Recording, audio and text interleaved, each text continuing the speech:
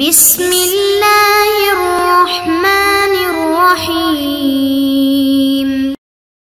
نحمده ونصلي على رسوله الكريم. اما بعد، بسم الله الرحمن الرحیم. عزیز طلبہ، آج ہم شرح جامع بحث التوابع کا سبق نمبر 43 شروع کر رہے ہیں. اس سبق میں ہم عطف البیان سے متعلق پڑھیں گے. سب سے پہلے ہم عبارت پڑھتے ہیں، اس کے بعد پھر سبق کا خلاصہ اور آخر میں عبارت کا ترجمہ اور مختصر تشریح ہم پڑھیں گے. عزیز طلبہ کی عبارت توجہ فرمائیے. عطف البیان تابع شامل لجميع التوابع غیر صفة احترز به عن الصفة يوضح مطبوعه احترز به عن البدل والعطف بالحرف والتأكيد ولا يلزم من ذلك أن يكون عطف البيان أوضح من مطبوعه، بل ينبغي أن يحصل من اجتماع ما إيضاح لم يحصل من أحدهما على الانفراد، فيصح أن يكون الأول أوضح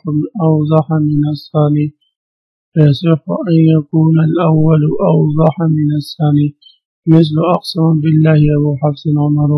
أبو حفص كنية أمير المؤمنين عمر بن الخطاب، وعمر عطف بيان له، وقصته أنه أتى أعرابي إلى عمر بن الخطاب فقال إن أهلي بعيد وإني على ناقة دبراء عجفاء نوباء واستحمله فظنه كاذبا فلم يحمله، فانطلق الأعرابي فحمل بعيره ثم استقبل البطحاء وجعل يقول وهو يمشي خلف بعيره أقسم بالله أبو حفص عمر ما مسها من نقب ولا دبر، اغفر له اللهم إن كان فجرا.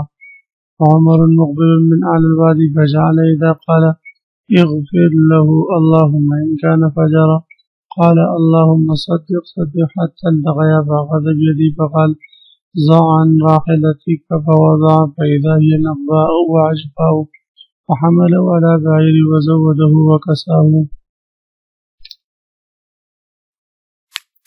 توابع میں سے پانچواں تابع عطف البیان آخری قسم ہے توابع کی. عطف بیان کی تعریف مصنف علیہ الرحمٰن نے فرمائی ہے: عطف البیان تابع غیر صفت یوضح مطبوعہ. عطف بیان ایسا تابع ہے جو صفت نہ ہو لیکن اپنی مطبوع کی خوب وضاحت کرے. عطف البیان تابع غیر صفت یوضح مطبوعہ. عطف بیان ایسا تابع ہے جو صفت نہ ہو لیکن اپنی مطبوع کی خوب وضاحت کرے. اب مصنف علیہ الرحمہ نے جو تعریف کی ہے، اس تعریف میں جو قیودات ہیں ان کے فوائد ذکر فرما رہے اشارے فرماتے. عطف البیان تابع، لفظ تابع جو ہے یہ اس میں جنس ہے اور شامل لجميع توابع کی تمام قسموں کو یہ شامل ہے. غیر صفت احترز به عن صفت، مصنف علیہ الرحمٰن نے غیر صفت کہا تو غیر صفت سے احتراز کیا گیا صفت یعنی نعت وغیرہ سے. صفت نعت وغیرہ جو توابع ہے وہ اس سے نکل گئے. یوضح مطبوعہ یہ فصل ثانی ہے. احترز به عن البدل یعنی ایسا عطف بیان ایسا تابع جو اپنی مطبوع کی وضاحت کرتا ہے، اس سے احتراز کیا گیا بدل سے. اسی طرح عطف بالفرض سے اور اسی طرح جو ہے تاکید وغیرہ سے احتراز ہوا. یہ سارے اس سے نکل جاتے ہیں. وجہ یہ ہے کہ یہ اپنی مطبوع کی وضاحت نہیں کرتے. یوضح مطبوع احترز به عن البدل، اس سے احتراز کیا گیا بدل سے. والعطف بالحرف والتأكيد، عطف بالحرف والتأكيد سے. ولا يلزم من ذلك أن يكون عطف البيان أوضح من مطبوعه سے مصنف علیہ الرحمہ ایک اعتراض کا جواب دے رہے. اعتراض یہ ہے کہ عطف بیان کی تعریف یہ کی کہ یوضح مطبوعہ کہ ایسا تابع ہے جو صفت نہ ہو لیکن اپنے مطبوع کی وضاحت کرے. تو کیا تابع کے لیے اپنے مطبوع سے اوضح ہونا ضروری ہوگا؟ مصنف علیہ الرحمہ فرماتے اس تعریف سے یہ بات لازم نہیں آتی کہ یکون عطف بیان اوضح من مطبوعہ. عطف بیان کا اپنے مطبوع سے اوضح ہو۔ بل ينبغي أن يحصل من اجتماعهما إيضاح لم يحصل من أحدهما انفراد، بلکہ مطلب یہ ہے کہ ان دونوں کے یعنی تابع اور مطبوع کے اجتماع سے مخاطب پر ایسی وضاحت ہو جائے کہ مخاطب اب کسی قسم کی پوشیدگی باقی نہ رہے اور وہ سب کچھ سمجھ جائے ان دونوں کے اجتماع سے۔ اور یہ جو وضاحت مخاطب نے حاصل کی ہے ان دونوں کے اجتماع سے، یہ وضاحت اس پر اشکارا نہ ہوتی ہو کسی ایک کے لانے کی صورت میں، یعنی صرف تابع یا صرف مطبوع کو ذکر کرنے کی صورت میں یہ وضاحت حاصل نہ ہو سکتی ہو۔ مثلا ہم کہتے ہیں جاء سیبوئے عمر، آیا میرے پاس سیبوئے یعنی عمر، تو اب یہاں پر سیبوئے معطوف علیہ اور عمر اس کے لیے جو ہے یاد کے بیان ہے، تو اب یہاں پر جاء سیبوئے سے غیر عمر سے احتراز نہیں ہو سکتا تھا۔ اسی طرح صرف عمر سے اگر ہم کہتے ہیں تو عمر میں سیبوئے کی تعین نہیں ہوتی تھی، لیکن جب دونوں کا ہم نے ذکر کر دیا تو اس سے جو وضاحت حاصل ہوئی، جو تعین حاصل ہوئی، وہ کسی اور چیز میں حاصل انفرادی طور پر یہ حاصل نہیں ہو سکتی تھی۔ اس لیے مصنف علیہ رحمہ فرماتے وَلَا يَلْزَمُ مِنْ ذَلِكَ أَنْ يَكُونَ عَطْفُ الْبَيَانِ أَوْضَحَ مِنْ مَطْبُوعِهِ، اس تعریف سے یہ بات لازم نہیں آتی کہ عطف البیان کا اپنے مطبوع سے اوضح ہونا ضروری ہو، بل ينبغي بلکہ مناسب ہے کہ يحصل من اجتماعهما کہ حاضر ہو جائے ان دونوں کے اجتماع سے ایضاح ایسی وضاحت لم يحصل من أحدهما الانفراد جو بطور انفراد ان دونوں میں سے ایک سے حاصل نہیں ہو سکتی، فيصح أن يكون الأول أوضح من الثاني، بس صحیح ہے یہ بات کہ اول مطبوع وہ ثانی یعنی تابع سے اوضح ہو، یعنی یہ بھی ممکن ہے کہ مطبوع وہ تابع سے اوضح ہوگا، یہ بھی ممکن ہے۔ اور اس کی باقاعدہ مصنف علیہ الرحمٰن نے یہ مثال ذکر کی، میں نے بھی قامہ سے بوئے اور عامر ان کی مثال ذکر کی، جیسے قامہ اقسم باللہ ابو حفص عمر، قسم کا اللہ کے نام کی ابو حفص یعنی عمر نے، یہاں پر اقسم فعل ہے، باللہ متعلق و اقسم کے ہیں، ابو مرکب اضافی اقسم کے لیے فاعل ہے اور حفص مضاف الیہ ہے، مضاف الیہ میں قریب معطوف علیہ اور عمر یہ اس کے لیے آپ کے بیان ہے۔ تو یہاں پر ابو حفص یہ حضرت عمر رضی اللہ تعالیٰ عنہ کی کنیت ہے، اور یہ کنیت حضرت عمر رضی اللہ تعالیٰ عنہ کی بڑی مشہور تھی۔ عمر کا نام سے امیر المؤمنین کو لوگ کم اور ابو حفص کے نام سے زیادہ جانتے تھے۔ یہاں پر دیکھیں ابو حفص عمر کے مقابلے میں کیا ہے بھئی اوضح ہے، یہ زیادہ وضاحت پر مشتمل ہے۔ اگر کوئی شخص عام مجمع میں کہتا جاء عمر تو امیر المؤمنین کی طرف ذہن نہیں جاتا تھا، لیکن اگر کہتے ابو حفص تو فوراً لوگ جو ہے متوجہ ہو جاتے کہ امیر المؤمنین تشریف لائے۔ بہرحال یہاں پر ابو حفص مطبوع ہے اور یہ عمر سے اوضح ہے۔ تو عطف البیان کے لیے یہ ضروری نہیں ہے کہ وہ اپنے مطبوع سے اوضح ہو، بلکہ مطلب یہ ہے کہ عطف البیان کی صورت میں مطبوع اور تابع کے اجتماع سے مخاطب پر خوب وضاحت جو ہے وہ کھل جائے اور وہ خوب چیزیں اس پر کھل جائے، واضح ہو جائے۔ اب عزیز طلبہ آگے مصنف علیہ الرحمٰن نے اقسم باللہ ابو حفص عمر ایک شعر کا ایک مصرع جو ذکر کیا ہے، اس کی پورے واقعے کی طرف مصنف علیہ الرحمٰن اشارہ فرما رہے ہیں۔ واقع یہ ہے کہ ایک دیہاتی اعرابی حضرت عمر رضی اللہ تعالیٰ عنہ کی خدمت میں حاضر ہوا اور اس نے آ کر جو ہے اپنی اونٹنی کے بارے میں حضرت عمر رضی اللہ تعالیٰ عنہ سے کہا کہ میرا گھر کافی دور ہے اور میں اس اونٹنی پر سوار ہوں کہ اس کے پشت زخمی ہے، جسم لاغر ہے اور اس کے پھر جو ہے وہ بھی زخمی ہے، آپ میرے لیے کسی سواری کا بندوبست کر لیں تاکہ میں اس پر بیٹھ کر اپنے اہل و عیال تک پہنچ جاؤں۔ حضرت عمر رضی اللہ تعالیٰ عنہ نے ان کو عام بیکاری سمجھا کہ چلو عام بیکاری ہے، اور اس بات کو جو ہے توجہ نہیں دی اور اس کو کہا جاؤ جاؤ گھر کو، جسے کہ عام طور پر انسان کہہ دیتے ہیں۔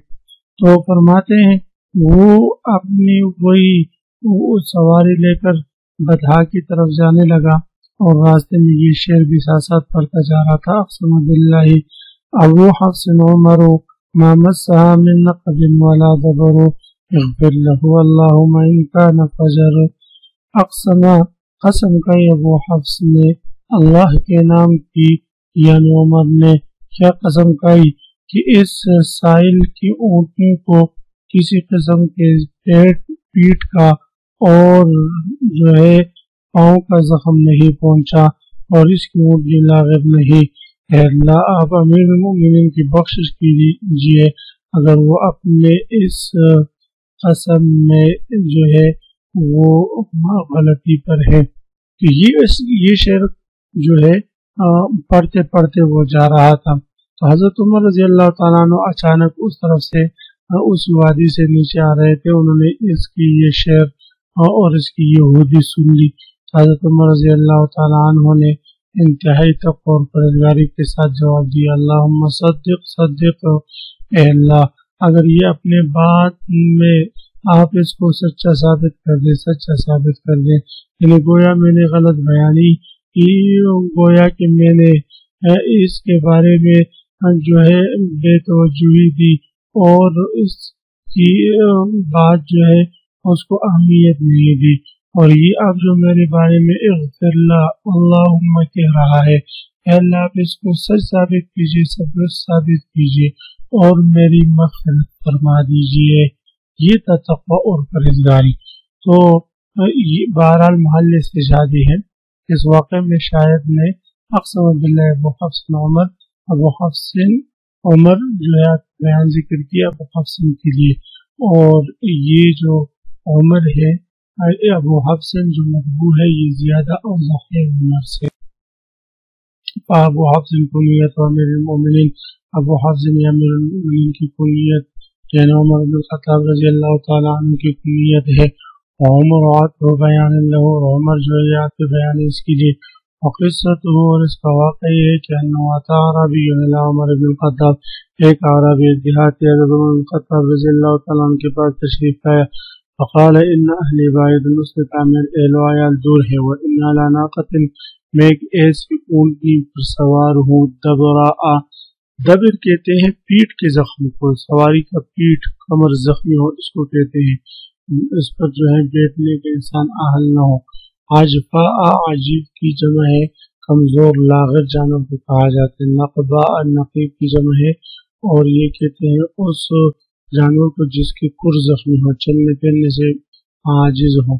تو اس نے کہا میں ایک ایسی اونٹنی پر سوار ہوں جس کے پیٹ بھی زخمی ہے، جو کمزور بھی ہے، جس کے پاؤں میں بھی زخم ہے، وَاسْتَحْمِلْ ہو، آپ مجھے کسی اچھی سواری پر جو ہے سوار کیجیے، فَظَلُّوا كَاذِبًا، تو حضرت عمر رضی اللہ تعالیٰ نے اس کو وہ غلط بیانی پر جو ہے مبنی کلام تصور کیا، فلم يحملوا، اور اس کو اونٹنی نہ دی، فانطلق الأعرابي فحمل بعيره، تو وہ عربی چلے گیا اور اپنی اسی اونٹ پر سوار ہوا، ثم استقبل البطحاء، پھر بطحاء کا رخ کیا، وجعل يقول، اور ساتھ ساتھ راستے میں ہودی پر ہوا جا رہا ہے، کہہ رہا ہے، وہ یمشی، اس حال میں کہ وہ چل بھی رہا ہے، خلف بعیرہ، اپنے اونٹ کے پیچھے پیچھے، اس لیے کہ بیٹھنے کا تو قابل نہیں تھا۔ کیا پڑھ رہا تھا؟ اقسم باللہ ابو حفص عمر، قسم کھائی اللہ کے نام کی ابو حفص عمر نے، ما مسها من نقب ولا دبر، کہ نہیں چھوا اس کے سواری کو کسی قسم کے پیٹ کے زخم نہ پاؤں کے زخم نے، یغفر له اللہم ان کان فجر، اے اللہ اس کی بخشش فرما دیجیے اگر انہوں نے اس بات میں جو ہے بے پرواہی کر کے گناہ کیا۔ عمر المقبل من الوادی، حضرت عمر رضی اللہ تعالیٰ عنہ وادی کے اوپر سے تشریف لا رہے تھے، فجعل، حضرت عمر رضی اللہ تعالیٰ نے جب اس کی یہ بات سنی تو حضرت عمر بھی شروع ہوئے، کہا اغفر، جب اس دیہاتی نے کہا اغفر له اللہم ان کان فجر، قال اللہم صدق صدق، اے اللہ اس کو سچا ثابت کیجیے، سچا ثابت کیجیے، میری مغفرت فرما دیجیے۔ حل تلتقیا، یہاں تک کہ دونوں نے آپس میں ملاقات کی، فاخذ بیدہ، حضرت عمر رضی اللہ تعالیٰ نے ایک دیہاتی کو ہاتھ سے پکڑا وقالا اور فرمایا ضع عن ناقلتک، اپنی سواری سے سامان اتار کر کجاوا اتار کر مجھے اس کی پیٹھ دکھا دیجیے۔ فوضع، چنانچہ اس نے سامان اتارا، فیضا یہ نقبہ واجفاؤ، چنانچہ دیکھا تو وہ پیٹھ بھی زخمی ہے، کمزور بھی ہے، فحمل والا بعیرہ، حضرت عمر رضی اللہ تعالیٰ عنہ نے اس کو اپنی سواری دی، وزودہ، اس کو زادرہ بھی دیا، وکساہ، اور خوب عطا کیا، اس کو کپڑے بھی دے دیے، یعنی اس کو کپڑے بھی دے دیے، زادرہ بھی دے دی، اونٹ بھی دے دی۔ ایسے سخی، ایسی سخاوت حضرات صحابہ رضوان اللہ تعالیٰ علیہ اجمعین کو جو ہے آپ صلی اللہ علیہ وسلم سے ملی تھی۔ اس لیے میرے محترم طلباء، آپ حضرات بھی اپنے اندر سخاوت کی عادت ڈال دیجیے۔ سخاوت آپ صلی اللہ علیہ وسلم کی خاص صفات میں سے ایک صفت ہے، جیسے ہم آپ صلی اللہ علیہ وسلم کی دیگر صفات اپنانے کی کوشش کرتے ہیں، اسی طرح یہ سخاوت والی صفت بھی اپنانی چاہیے۔ تو جس طرح اسی کے ساتھ آج کے سبق کے اختتام ہوا، آپ حضرات اس کو خوب غور سے سمجھے۔ اللہ تعالی ہم سب کا حامی اور ناصر ہوں۔ آخر میں آج کے سبق سے متعلق یہ ایک سوال ہے کہ عطف البیان کی تعریف ہم نے پڑھی، عطف البیان تابع غیر صفت یوسع مطبوعہ، یہ تعریف آپ حضرات نے زبان یاد کر کے اگلے سبق میں حاضر ہونا ہے۔ اللہ تعالی ہم سب کی مدد فرمائے، آمین، وآخر دعوانا الحمدللہ رب العالمین۔